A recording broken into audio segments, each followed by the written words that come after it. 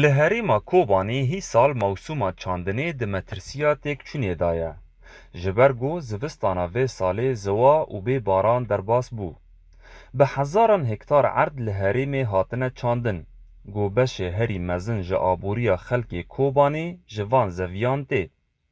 Çandiniya herêma Kobanî û hewrdora wê ya bejî ye. û salên gotê da baran kêm dibare, ew sal zor û zehmetî di ser cotkar û tevahî xelkê ra derbas dibe.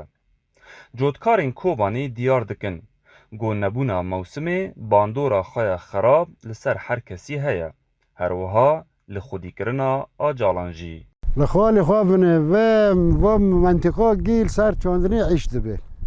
Ne çandinî be tiştekî îş bibe tirne. Ji îsên da bigir, zariyan da bigir, haşeş heywên da bigir ji gîda xalê xwe bine. Ser çandinî ye. Çandinî jî nebû, ve bû 2 salîne tirne. Dibînê nan tirne. Kêm bî. Mesela evî devêr, êmî devêr bibêj, î têrş bibê. Kîloyê 1500 kat. Kîloyê cehev 1800 kat. Î nixalê 1300 kat. Ji bilî çandiniya bejî li Kobanî beşek ji erdan avîne. Ku cotkar dema kêmbûna baranê da zeviyên xwe bi riya bîran av didin. Lê ew cure ji çandinê hin tişt jê ra pîwîstin, wek semad û sotemenî, dago avê bi riya motoran ji bîran derxin. Cotkar dibêjin ku pîwîstiyên wan pir kêm in û piştgiriya rêveberiya herêmê ji bo wan kêm û lawaz e.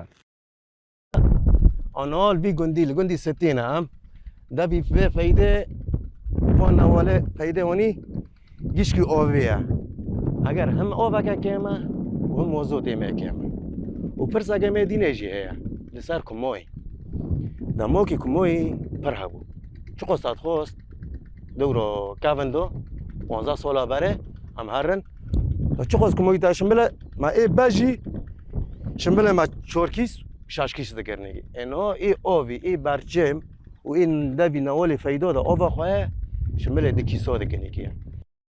Hêjaya gotinê ye ku li herêma Kobanî gelek cure ji heb û keskayê tên çandin, wek kemûn, colik, hebreşik, nîsk û nok.